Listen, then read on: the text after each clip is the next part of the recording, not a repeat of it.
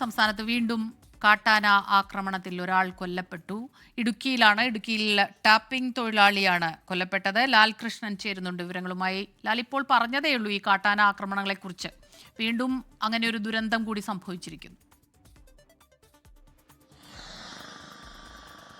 അതെ, പെരുവന്താനത്തിന് സമയം, അതായത് കുട്ടിക്കാനത്ത് നിന്ന് മുണ്ടക്കയത്തേക്ക് പോകുന്ന വഴിക്കുള്ള മതമ്പ എന്ന് പറയുന്ന സ്ഥലത്താണ് ഈ അപകടം ഉണ്ടായിരിക്കുന്നത്. രാവിലെ ടാപ്പിങ്ങിന് പോയ തൊഴിലാളിയാണ് കൊല്ലപ്പെട്ടിരിക്കുന്നത്. രാവിലെ 10:30 കൂടിയാണ് ഈ സംഭവം ഉണ്ടായത്. മൃതദേഹം നിലവിൽ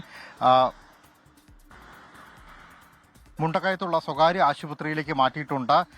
ജനങ്ങളുടെ വലിയൊരു പ്രതിഷേധം ഇവിടെ ഉണ്ടാകുന്നുണ്ട്. കാരണം ഈ മതമ്പ മേഖലയിൽ തന്നെ നേരത്തെ സോഫി എന്ന് പറയുന്ന ഒരു വീട്ടമ്മയും കാട്ടാനയുടെ ആക്രമണത്തിൽ കൊല്ലപ്പെട്ടതാണ്. ആ സംഭവം ഉണ്ടായി ഏകദേശം മാസങ്ങൾ പിന്നിടുന്നതിന് തൊട്ടു പിന്നാലെയാണ് വീണ്ടും കാട്ടാന ആക്രമണം ഈ പ്രദേശത്തുണ്ടാകുന്നത്. വ്യാപകമായി കാട്ടാനയുടെ വിഹാരമായി മാറിയിരിക്കുന്ന ഒരു പ്രദേശം കൂടിയാണ് ഈ പെരുവന്താനം, മതമ്പ എന്ന് പറയുന്ന പ്രദേശങ്ങളെല്ലാം തന്നെ.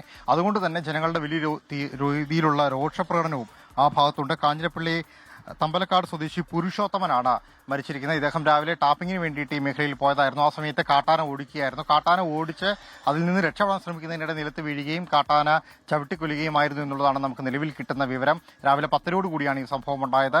ആ പ്രദേശത്തുള്ള ജനങ്ങൾ ഒന്നടങ്കം ചേർന്ന് കാട്ടാനയെ പിന്നീട് കാട്ടിലേക്ക് വിരട്ടി ഓടിക്കുകയും ഇദ്ദേഹത്തെ ആശുപത്രിയിലേക്ക് കൊണ്ടുപോവുകയാണ്. മരണം സ്ഥിരീകരിച്ചു കഴിഞ്ഞിട്ടുണ്ട്.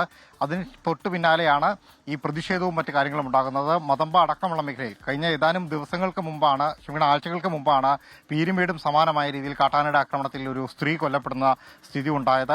അതിന് തൊട്ടു പിന്നാലെ വീണ്ടും അതേ പ്രദേശത്ത് അതിന്റെ താഴ്ഭാഗങ്ങളിലായിട്ട് കാട്ടാനയുടെ രൂക്ഷമായ ആക്രമണം ഉണ്ടാകുന്നു. അവിടെ വീണ്ടും ആളുകൾക്ക് ജീവൻ നഷ്ടപ്പെടുന്ന സ്ഥിതി ഉണ്ടാകുന്നു.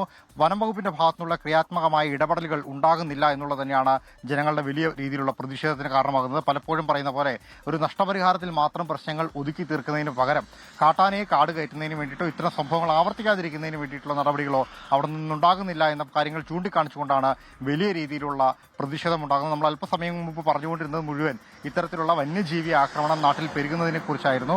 ആ വിഷയത്തിൽ ഇപ്പോഴും ഇടപെടലുകൾ പൂർത്തിയാകുന്നില്ല. സംസ്ഥാനത്ത് കാട്ടാനയുടെ ആക്രമണത്തിൽ ഒരു ജീവൻ കൂടി പൊലിഞ്ഞു പോയിരിക്കുന്നു എന്ന വേദനിപ്പിക്കുന്ന വാർത്തയാണ് ഇപ്പോൾ ലാൽകൃഷ്ണൻ നൽകിയത്. ടാപ്പിംഗ് തൊഴിലാളിയായ പുരുഷോത്തമനാണ് കൊല്ലപ്പെട്ടത്. തൊടുപുഴയിൽ നിന്നാണ് വിവരങ്ങൾ നൽകിയത് ലാൽകൃഷ്ണൻ.